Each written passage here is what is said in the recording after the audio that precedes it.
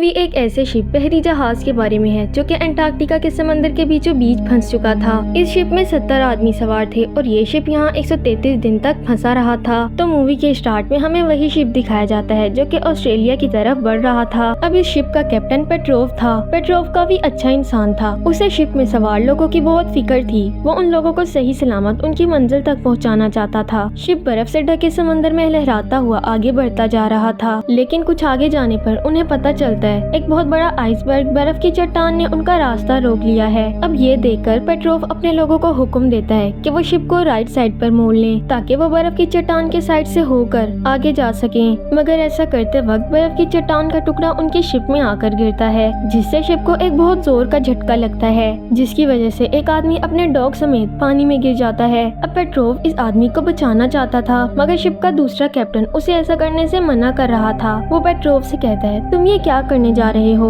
तुम एक आदमी के लिए बाकी सब लोगों की जान खतरे में डाल रहे हो। खतरा अभी टला नहीं है। हमें जितना जल्दी हो सके यहाँ से आगे बढ़ना चाहिए। अभी इनकी ये बहस चल ही रही थी कि दूसरा आदमी अपने साथी को बचाने के लिए पानी में कूद जाता है, जहाँ वो देखता है कि पानी बहुत ज्यादा ठंडा होने की वजह से उसका दोस्त मारा जा चुका है। मगर अभी उसका डॉग जिंदा था, तो वो आदमी उसके डॉग को ही बचाकर ऊपर ले आता है। मगर पानी इतना ठंडा था कि ठंड की वजह से वो आदमी कुछ बोल ही नहीं पा रहा था। ऐसा लग रहा था जैसे ठंड की वजह से उसकी आवाज ही चली गई हो। अब बर्फ की चट्टान उनके लिए एक बहुत बड़ा चैलेंज था। इवन आगे बढ़ते हुए उनका रडार सिस्टम भी खराब हो चुका था। अब रडार उन्हें ये बताया करता था कि समंदर में आगे बर्फ कहाँ कहाँ जमा है। अब क्योंकि रडार खराब हो चुका था, तो ये लोग अब ये भी मालूम नहीं कर सकते थे। तो जाहिर सी बात है, खतरा अब और भी ज्यादा बढ़ चुका था। खैर, ये लोग शिप को उस चट्टान से गुजार लेते हैं, मगर खतरा अब भी टला नहीं था। बर्फ की चट्टान का एक बहुत बड़ा टुकड़ा उनकी तरफ बढ़ रहा था। अब शिप का एक दूसरा कैप्टन भी था जो कि इन सब मुसीबतों का जिम्मेदार पेट्रोव को ही ठहरा रहा था। जैसे इनकी शिप का तूफान में फंसना,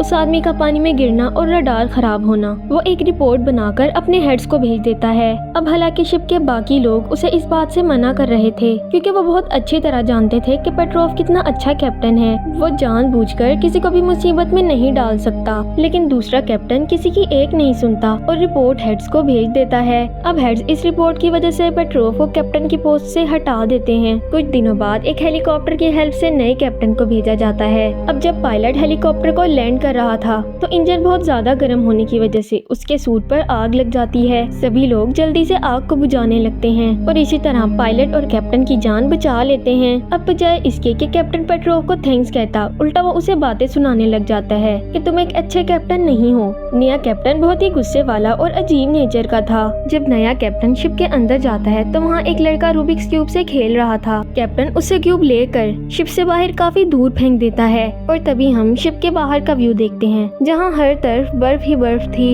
इवन शिप भी अब बर्फ में बुरी तरह फंस चुका था। ना तो वो आगे बढ़ रहा था और ना ही पीछे। सीन शिफ्ट होता है और हमें मॉस्को सिटी दिखाई जाती है, जहाँ पेट्रोव की वाइफ, जो कि एक जर्नलिस्ट थी, वहाँ के मिनिस्टर पर दबाव डाल रही थी कि वो पेट्रोव यानी कि उसके हस्बैंड की मदद के लिए कुछ भेजें। तभी शिप में भी मीटिंग चल रही थी जिसे पेट्रोव ने रखा था, जहाँ पर लोग आपस में ये डिस्कस कर रहे थे कि शिप को इस तूफान से बाहर कैसे निकाला जाए। तभी उनमें से एक आदमी कहता है, क्यों ना हम शिप का पेट्रोल निकाल कर एक बहुत बड़ा ब्लास्ट करें, उससे शायद आगे जाने का रास्ता खुल जाए। इसी दौरान वहाँ शिप का नया कैप्टन आ जाता है, जो कि इस मीटिंग को बंद करवा देता है और साथ ही ब्लास्ट करने वाले आइडिया को भी रिजेक्ट कर देता है। कैप्टन कहता है, जिस फ्यूल को निकाल कर तुम ब्लास्ट करने जा रहे हो, उसकी हमें आगे जाकर जरूरत पड़ सकती है। शिप का कैप्टन हर तरफ इस न्यूज को फैला देता है कि हमारा शिप तूफान में बहुत बुरी तरह से फंस चुका है। ये लोग शिप की सारी लाइट्स को भी ऑफ कर देते हैं, क्योंकि ये लोग ये बात नहीं जानते थे कि ये कब तक इस मुसीबत से निकल पाएंगे। इसीलिए इन्हें अपनी हर चीज को ख्याल से बचा कर रखना होगा।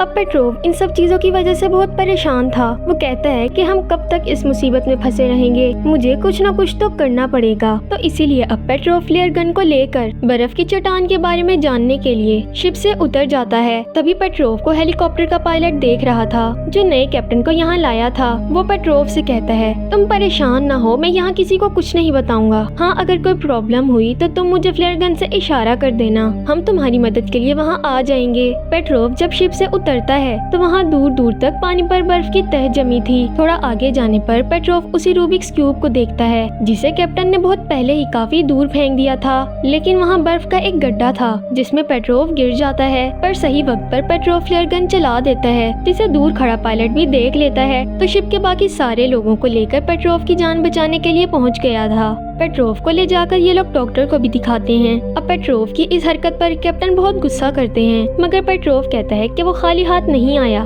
बल्कि अपने साथ बहुत जरूरी इंफॉर्मेशन लाया है। पेट्रोव कहता है एक बहुत बड़ा बर्फ का तोदा पीछे से हमारी तरफ आ रहा है। अगर वक्त पर हमारी मदद के लिए कोई ना पहुंचा तो हम यहीं बर्फ में जमकर मर जाएंगे। कैप्टन कहता है कि इसका क्या सबूत है। पेट्रोव कैप्टन को उसका फेंका हुआ वही रूबिक्स क्यूब देता है और कहता है कि इसे तो तुमने बहुत पहले ही काफी दूर फेंक दिया था, तो इसे तो काफी दूर होना चाहिए था, पर ये मुझे यहीं करीब से मिला है। इसका मतलब ये उसी बर्फ के तोदे की वजह से ही हमारे करीब आया है। अब कैप्टन को भी पेट्रोव की बातों पर यकीन आ रहा था, मगर उस वक्त वो वहाँ कुछ नहीं कहता और वहाँ से चला जाता है। अब शिप के अंदर मौजूद कुछ लोग अपनी परेशानी को दूर करने के लिए गिटार बजा रहे थे, मगर अब भी कैप्टन उनसे गिटार छीनकर बाहर लाकर उसे तोड़ देता है और साथ ही उन्हें शिप के साथ जमी बर्फ को भी हटाने का कहता है। पेट्रोव कैप्टन से कहता है, देखो तुम्हें यहाँ लोगों के साथ इतनी सख्ती से पेश आने की जरूरत नहीं है। मैं जानता हूँ डिफेंस मिनिस्टर को हमारी कोई परवाह नहीं है, हमें कोई बचाने नहीं आने वाला, तो हमें जो भी करना होगा सब मिलजुल कर करना होगा। हम देखते हैं कि इनका शिप दिन ब दिन बर्फ से ढक रहा था और बर्फ इनके शिप में 2-3 इंच बढ़ चुकी थी। पेट्रोव कैप्टन से कहता है कि हमें ऑस्ट्रेलिया से मदद मांगनी चाहिए, मगर कैप्टन उसे ऐसा करने के लिए भी मना कर देता है। तभी बर्फ की वजह से शिप के निचले हिस्से में सुराख हो जाता है। बर्फ शिप के अंदर आना शुरू हो गई थी और पानी भी अब इनके शिप के अंदर आने लगा था, जिससे इनका सारा खाना खराब हो जाता है और पीने का साफ पानी भी। शिप के लोग किसी तरह इस सुराख को बंद तो कर देते हैं, मगर सभी लोग काफी डर गए थे। ये जीने की उम्मीद छोड़ चुके थे। सभी को ऐसा लग रहा था कि अब ये लोग नहीं बच पाएंगे, क्योंकि खाना खराब होने की वजह से इन लोगों के पास अब कुछ खाने को भी नहीं बचा था। अब ऐसी हालत में शिप का जो सेकंड कैप्टन था वो सभी लोगों को शिप के नए कैप्टन के खिलाफ भड़का देता है। वो कहता है कि कुछ भी हो, चाहे कैप्टन लाख मना करे, हमें फ्यूल से ब्लास्ट करना चाहिए। सभी लोग सेकंड कैप्टन की बातों में आ गए थे। ये लोग नए कैप्टन को भी एक रूम में बंद कर देते हैं और अपने मिशन पर काम शुरू कर देते हैं। पेट्रोव इन्हें बहुत मना करता है कि तुम्हें ऐसा नहीं करना चाहिए, मगर कोई भी पेट्रोव की बात नहीं सुनता। ये लोग 5 टैंक फ्यूल थोड़ा दूर ले जाकर ब्लास्ट कर देते हैं, मगर इनका मिशन पूरी तरह से फेल हो जाता है। इन सब के बाद शिप का जो नया कैप्टन था उसे कुछ भी समझ नहीं आ रही थी कि यह सब क्या हो रहा है। वो यूनिफॉर्म पहनकर शिप से छलांग लगाकर सुसाइड करने की कोशिश कर रहा था, मगर ऐसा करते वक्त पेट्रोव उसे देख लेता है। पेट्रोव कहता है कि तुम्हें ऐसा करने की कोई जरूरत नहीं, तुम्हारे ऐसा करने से इस मुसीबत का हल तो नहीं निकलेगा ना, हम सब मिलकर कोई ना कोई रास्ता निकाल लेंगे। शिप में सवार सभी लोगों को अपनी इस हरकत पर शर्मिंदगी थी कि इन्होंने सारा फ्यूल भी वेस्ट कर दिया। ये सबब कैप्टन के पास जाते हैं, उससे माफी मांगते हैं और कैप्टन इन सबको माफ भी कर देता है। दूसरी तरफ हम पेट्रोव की वाइफ को देखते हैं, जो एक दूसरी शिप लेकर इन लोगों की मदद के लिए निकल गई थी। इधर शिप में एक आदमी इन्हें आकर बताता है कि एक बहुत बड़ा तूफान हमारी तरफ आ रहा है। जब सभी लोग जाकर देखते हैं तो बर्फ में दरार आ गई थी, जिसे देखकर सभी लोग डर जाते हैं। सभी को अब अपनी मौत दिखाई देने लगी थी।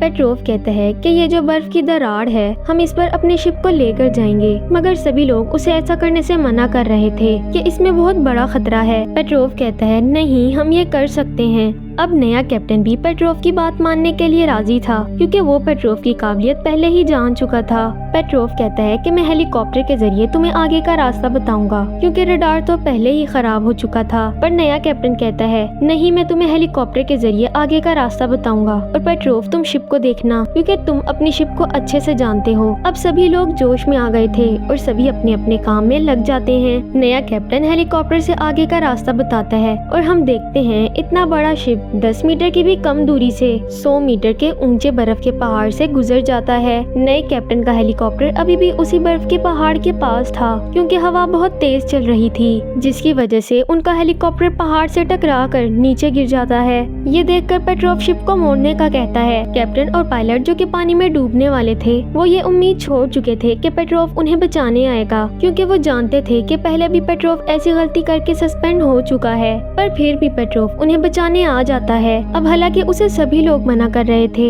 मगर फिर भी वो शिप को कैप्टन की तरफ ले आता है। कैप्टन और पायलट डूबने ही वाले थे कि तभी पेट्रोफ और उसकी टीम उन्हें आकर बचा लेते हैं और ये लोग सही सलामत शिप में आ गए थे। ये लोग बहुत खुश थे कि आखिरकार ये लोग इतनी बड़ी मुसीबत से बच गए। थोड़ा आगे जाने पर इन्हें पेट्रोफ की वाइफ का शिप भी दिख जाता है, जिससे ये लोग फ्यूल भरते हैं और आगे बढ़ने लगते हैं। ये लोग सही सलामत अपनी मंजिल तक पहुंच चुके थे। ये लोग 133 दिन तक इस शिप में फंसे रहे थे। इन लोगों की फोटो अखबार में भी छपती है, जिसे पेट्रोफ की वाइफ ने छपवाया था। ये लोग बहुत ज्यादा खुश थे कि ये लोग सही सलामत अपनी मंजिल तक पहुंच गए। मुसीबत कितनी ही बड़ी क्यों ना हो, अगर इंसान हिम्मत ना हारे, अपनी उम्मीद को टूटने न दे, इंसान को खुद पर यकीन हो और एक दूसरे के साथ मिलकर कोशिश करे, तो चाहे मुसीबत कितनी ही बड़ी क्यों ना हो, तो वो उस मुसीबत से निकल जाता है। और इसी के साथ ही हमारी मूवी की एंडिंग हो जाती है। अगर आपको स्टोरी अच्छी लगी हो तो लाइक कर दें और साथ ही अगर चैनल पर नए हो तो सब्सक्राइब कर दें, ताकि इसी तरह से अमेजिंग स्टोरीज आप तक पहुंच सकें। तो मिलते हैं नेक्स्ट वीडियो में, तब तक के लिए अल्लाह हाफिज।